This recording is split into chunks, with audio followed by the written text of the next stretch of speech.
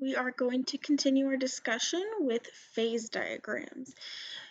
Phases depend on temperature and pressure, so plots of these naturally will come about, and these are called phase diagrams or a PT graph. So let's look at this graph for a second here. We have our pressure in atmospheres and we have our temperature in degrees Celsius. So a couple things you will notice right away is the red lines. So the red lines are our phase changes between two different phases. So we have solids here, we have vapors here, and we have liquids here. So I should put solid, liquid, and vapors. Now you can see at each of these red lines, we are between two different phases. So we have a melting here. Melting would be going from solid to liquid. We can also be going from liquid to solid, but we would call that freezing. So it's the melting or the freezing. We also have the line between the liquids and the vapors, which would be boiling. Boiling would be going from liquid to vapors. And then we have this other one, which is between solid and vapors, which is kind of interesting.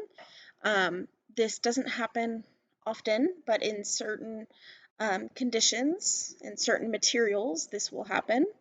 I'll talk about that in a little bit, but between those two would be a phase change called sublimation.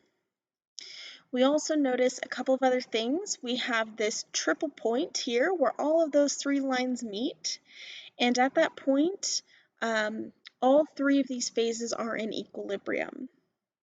So all of these phases can exist at this certain pressure and temperature. Okay, and then we have one other that we can note is the critical point. So above this critical point is where the liquid and gas phases can't be distinguished.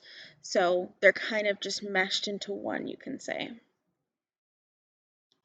And we call that certain critical point at some critical temperature and critical pressure. So the critical pressure would be 218 atmospheres, and the temperature is 374 degrees Celsius.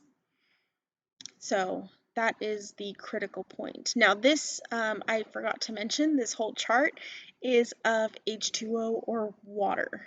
So this is a PT diagram of water.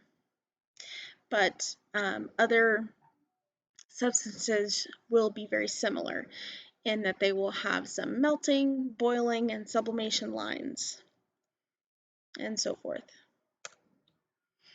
Okay, well, let's look at some different phase changes.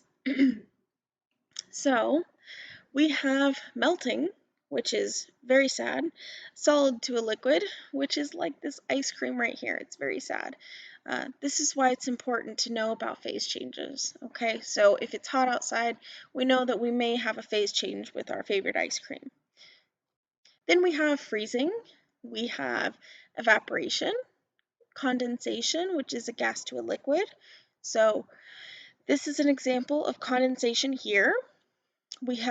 I'm sure we have all seen this with a water bottle or something, and it's really, really cold, and then we take it out in the heat, and then these little droplets appear outside of your water bottle. It's not your water bottle leaking, although I'm pretty sure I thought of that as a kid, that your water bottle's just secretly getting rid of some of its water inside, but that's not what's happening. It is the gases in the air, so surrounding this water bottle, are getting cooled off, or actually warmed up, and creating these little droplets on the water bottle. cooled off. The air droplets, I'm sorry, the air is coming into contact with this, and condensation starts to appear on the bottle. We also have sublimation, which is going from a solid to a gas, or vice versa. So sublimation does happen, and we see it with CO2. So that is dry ice. That's what we use for keeping things super, super cold. But dry ice is what we typically see in day-to-day life, I would say. All right. So, excuse me. Let us look at this graph. This shows phase changes and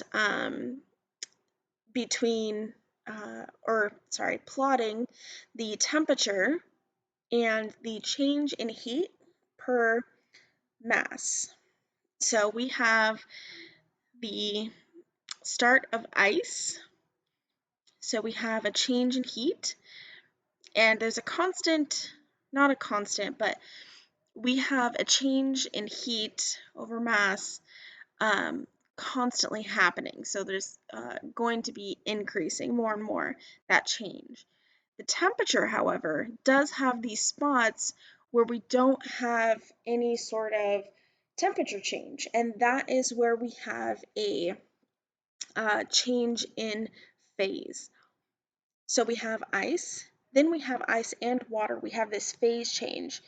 Then we have water for a while, and then as we get up to boiling point, 100 degrees Celsius, we have water and steam for quite a while, and then eventually we will have steam. So again, this is where the phase changes are happening. Phase changes here and here. We don't have a change in temperature. That's the thing. Delta T is equal to 0. There is no change in temperature.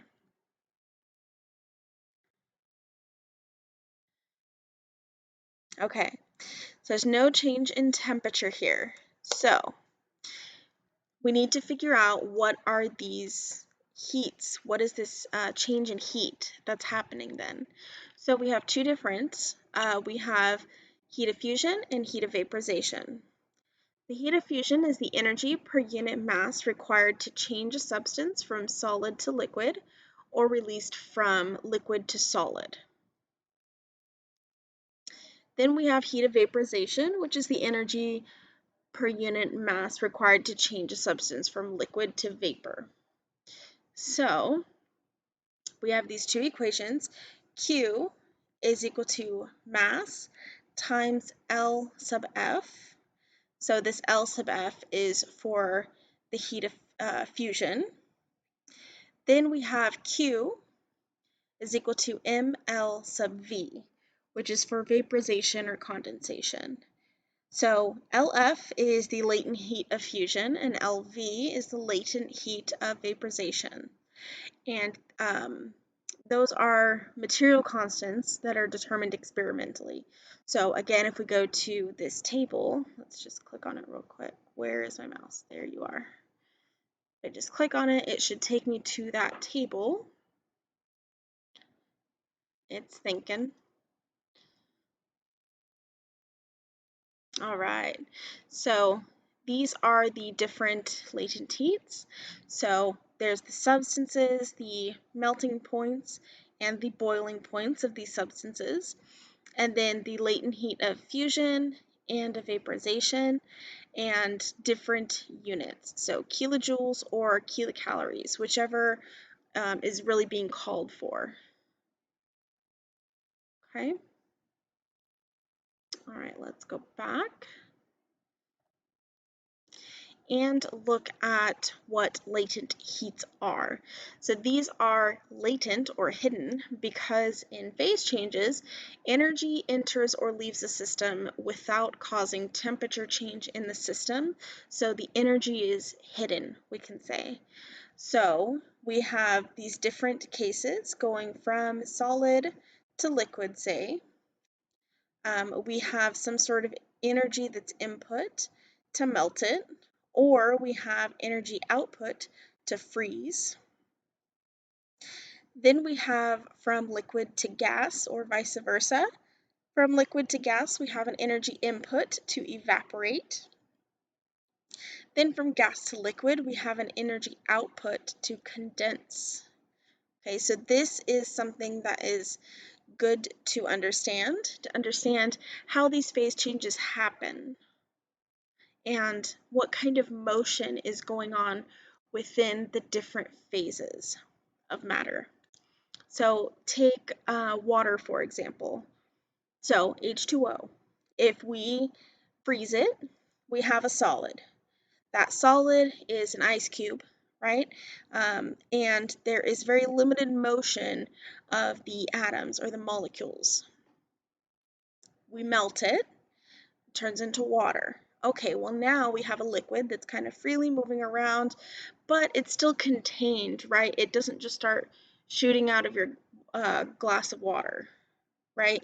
We still have a liquid that is not flowing so freely to be a gas. As this water evaporates, say if you leave it on your counter for so long, the water evaporates and now it's turning into a gas in your, I don't know where you left it, your kitchen. And now you have more water molecules in the air because it evaporated. And so these molecules are now moving much faster, much more erratically, kind of crazily, you can say, quote unquote. Okay.